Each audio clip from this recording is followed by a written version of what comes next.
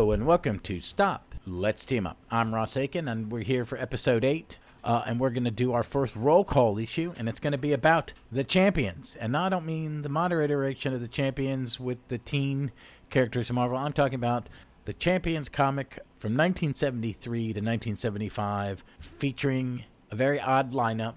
It's a great... I read this when it was coming out. It engaged me. It was the first Marvel attempt at an LA super team, and they brought in characters from 2 X-Men, 2 Avengers, and a supernatural character, and kind of formed this crazy team. And it has some really good... They were created by Tony Isabella and Don Heck. But I'm holding my copy of the Champions Classic, the complete collection, which is everything plus other issue, all 19 issues plus some Spectacular Spider-Mans, a team up, a Hulk, everything that makes it up. And here is the creative staff, because it's such a short run. I'm going to give you the writer and pencilers and inkers of the series real quickly. Tony Isabella, Bill Mantlo, Chris Claremont, Jim Shooter, Roger Stern with John Byrne. Pencilers, Don Heck, George Tuska, Bob Hall, John Byrne, Sal Buscema. All right, this is good. Inkers, Mike Esposito, John Tartaglione, I've said it wrong probably, Vince Coletta, Bruce Patterson, Bob Layton, Frank Giacola, Don Perlman, Pablo Marcus, John Byrne, David Hunt with Duffy Voland. And the editors were Mar Wolfman, Archie Goodwin, and Bob Hall. All right, that was a little too much conversation about creators. This is not about creators. I just want to tell you who worked on this. And for people of my generation, these names are big deals. I'm a Byrne guy, unapologetically. I'm a Bob Layton guy, unapologetically. I'm a Sal Buscema guy because it's Sal Buscema. All right? Bill Mantlo, Marv, Archie, all good people. It should work. They all wrote, all of them, at some point in their career, has written a great superhero team. This is not a great superhero team. I enjoy this series. It has a nostalgic feel to when I was a kid. It was the first new super team I really ever started from the beginning. I enjoyed it. I love these characters. And I actually like what some of these creators do with these characters years later. Roger Stern's run on Avengers, where he brings Hercules in to be an active Avenger for the first time. Byrne drawn Angel and Iceman before he did X-Men. It's, Black Goliath. You get to see Byrne draw Black Goliath and Jack Hart. It's some good stuff. But we're going to talk about the membership of the Champion. We're going to talk about their 5 founders, their one official add-on, and then we're going to call one is an honorary member, and one is, I think, would have been a member if they had continued the book and his arc had continued. So let's start with the first member of the original 5 in alphabetical order, the one, the only, Natasha Romanoff, the Black Widow. Okay? I love Black Widow. I love Black Widow in this book. For me, Black Widow was the partner of Daredevil, because that's the Daredevils I was reading when I was a little kid. And I didn't really read it again until probably Miller. And I read it for a long time, Innocenti and those runs, all great stuff. But when I read it, it was in this era in the 70s when it was like Captain America and Falcon, Daredevil and Black Widow. There were these kind of people had sidekicks. And I'm not going to say Natasha was Daredevil's sidekick. Natasha and Matt are lovers, and they're friends, and they're partners, and they fight crime together. It's great. There's some good stuff. I love it. But this is the first time I read her in a team, and I think she's handled well. I think she's handled probably better than any of the other members, that it makes sense. I think what doesn't get this is there is a lack of chemistry. But they're not actors, they're fictional characters, and it's up to the writers and the artists to develop that chemistry. And I just don't think it ever really worked. All right. Next up is the Angel. And I know I did this out of alphabetical order because Natasha was leader, so she gets to go first. Next is the Angel, Warren Worthington III. Most people know him as Archangel now. This is pre his returning to the X-Men, but before he becomes a Defender. And then before he becomes an X-Men. And this is Rich Playboy. He fits the Tony Stark puzzle to this piece of the team. It's his money, his high rise, blah, blah, blah. I find his initial costume, it's not my favorite. He does go back into the red and yellow version of his late or original run of X-Men books.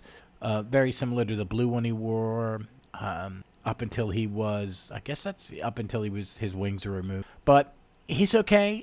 They pair him with, and I'll just go to Iceman, Bobby Drake from the X-Men, and he's supposed to be the young kid on the team, but he can't be the young kid. He was an original X-Men. It's this thing of poor Bobby stays an adolescent in a lot of his stuff. I have not read some of the more recent stuff. I've heard great things about some of the solo stuff a couple years ago, but Bobby and Warren are not my favorite two X-Men. They're not characters I ever felt attached to. Even when I read X-Men regularly, I never had an attachment to them. But they make up, they fit two basics: a millionaire that funds a team, and and the teenager who's, or the younger person who's the reader is supposed to, I guess, relate to more. Next is Hercules. Hercules been on several superhero teams in my lifetime, and he started, and this is where I really learned him. I've not read a lot of the Kirby Thor. I know, terrible. My brother is the Thor fan in the family, but I know him first from me going back and getting Marvel Triple Actions with reprints of the Avengers comic, and they got to some of the 30 issues in the 30s and 40s when Don Heck was drawing it and Roy was writing it, and Hercules was hanging around, and eventually he joins the team, and then 3 issues later leaves. We see him again in 100, then we see him again, every once in a blue moon. And then he's not a regular team member until the Roger Stern, John Buscema run, and that he's amazing. Roger Stern brings him in, and Stern brings in some people that were, Avengers for short periods of time way, way back, and made them long-term members, and it was great. Hercules. He's great in this. It's Hercules. It's Hercules that Bob Layton's going to improve upon, that Stern's going to improve upon. He's the fighter who's got a big heart and a good sense of humor, very Falstaffian in a way. And he's good in this. I like it. Everybody writes him pretty well. And then that leads us with just one, Johnny Blaze, the Ghost Rider. I don't know why they put him in here other than this book is set out west and it allows him to ride the desert highways and stuff in the west. And I think that's kind of part of it. I don't know, but it's just, he works. I buy it in this. That, it's a cool team. And I think if it had, I don't want to say better writing to disparage the people on it, but if they had more time and maybe a consistent team, because in the first 4 stories it jumps from Heck to Tuska to Heck to Tuska, and I'm not complaining because I love both of them. It takes 4 issues before they call themselves a champion, but this is when they're doing that's the Roy formula where things move along slow and you battle a different villain, and they start against Pluto.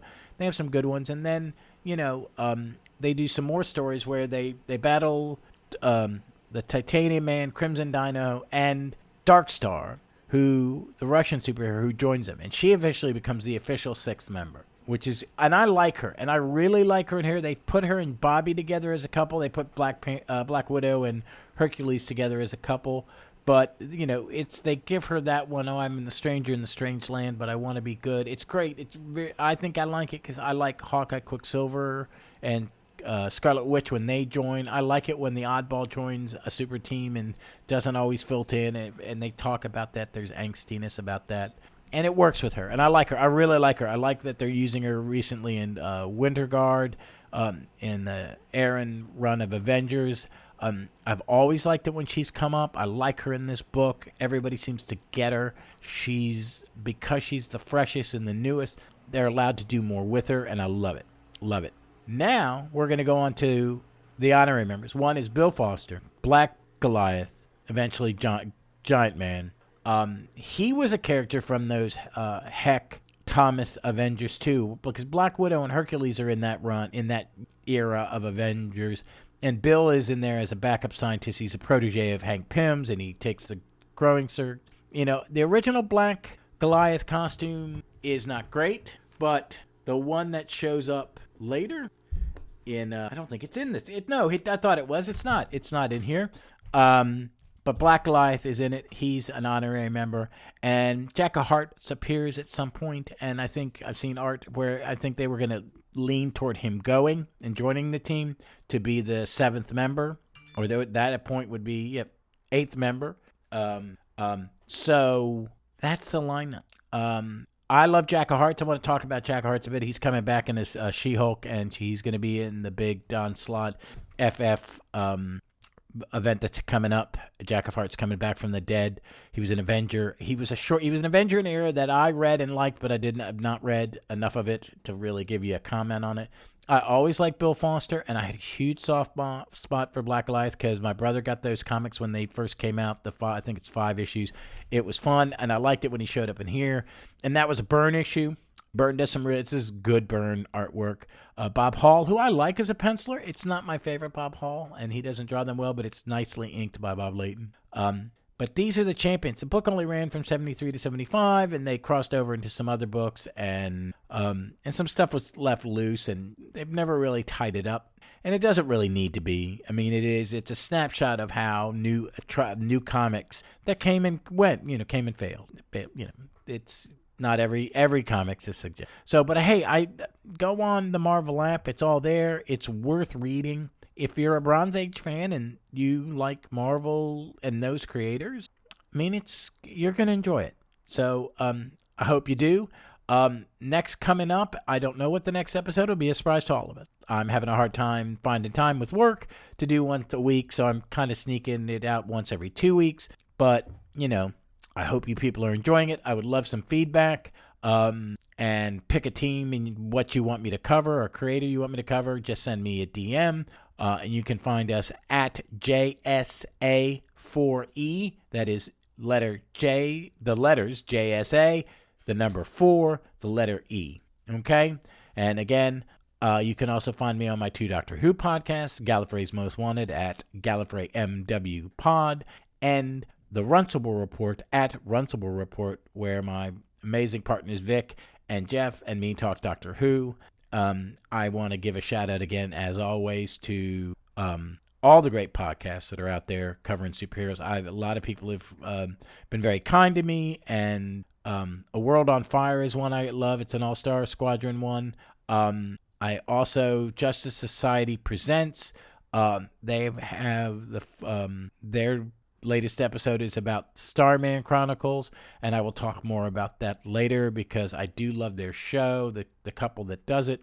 Chris and Cindy Franklin from Supermates. They have done 1, 2, 3, 4, 5, 6, 7 chapter segments on the James Robinson Starman comic. Amazing. My favorite solo superhero comic of all time.